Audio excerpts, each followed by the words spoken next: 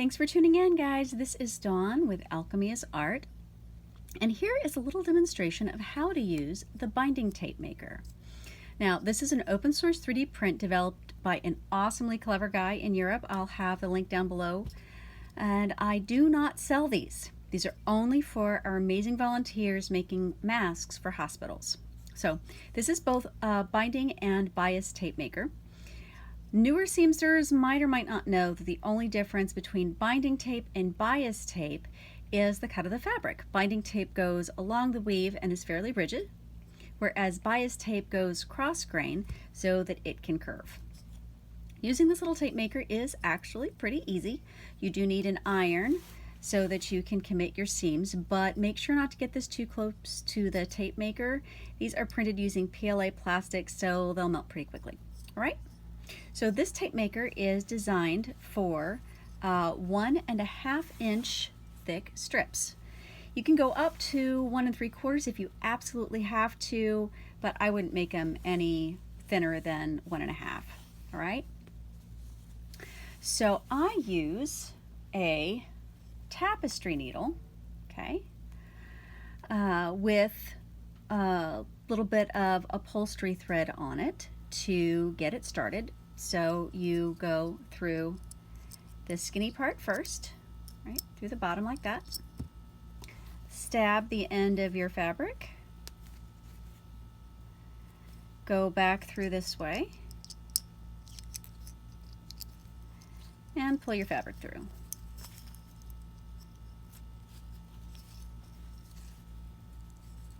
I'm going to make it so that you can see it there. There we go. Just like that. Okay.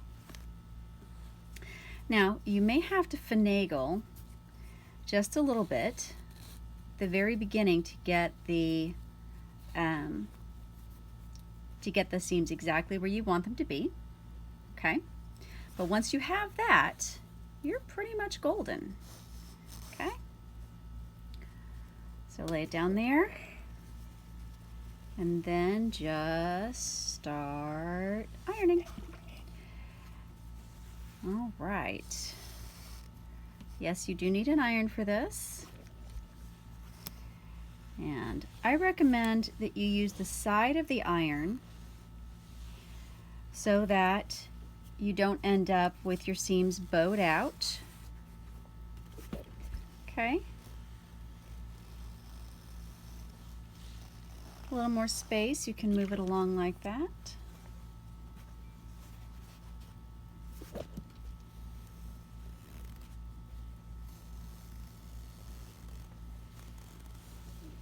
You just want to pay attention. Make sure that you're not getting all twisted up.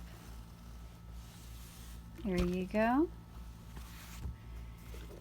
And in less than a minute, you have about a yard and some already made into a usable bias tape.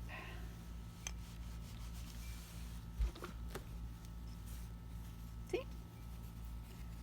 Opens up just like that.